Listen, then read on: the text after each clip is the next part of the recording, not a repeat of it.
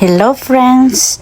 Ipagagawa natin ang aking mga kids ng masarap at favorite nilang sushi. Na-ready ko na ang mga ingredients niyan, kaso nakalimutan ko palang i-video.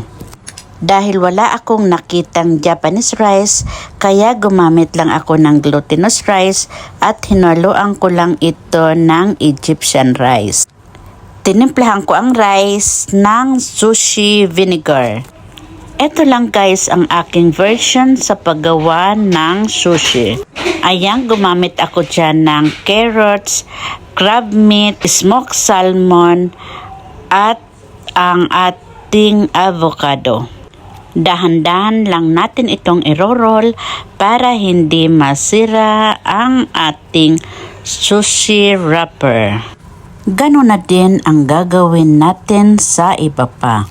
Siyempre, kayo na din ang mag-decide kung anong type na ingredients at mga sangkap na ilalagay nyo sa inyong sushi. Gumagawa ako nito guys kapag gustong kumain ng sushi ng mga anak ko, dahil kung bibili natin ito sa labas ay medyo expensive. Kaya para makatipid at para alam mo na din ang gusto ng mga kids na ilalagay sa ating sushi, kaya ako na ang gumagawa nito.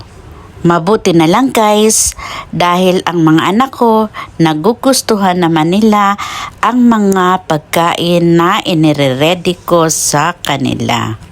Matapos kong ma-roll ang kanilang sushi, hindi na ako gumawa ng kanilang sausawan dahil wasabi lang ay okay na sa kanila. Yung natira naman na ingredients, ginawa ko naman itong salad para sa aking hapunan. Ayan guys, hindi na makapaghintay ang aking anak. Tingnan nyo at kanya na itong inuumpisahang kainin. Cheers! O paano guys, kung nagustuhan nyo ang aking video, paki-comment, share at see you in my next video. Thank you so much ulit for watching at God bless everyone.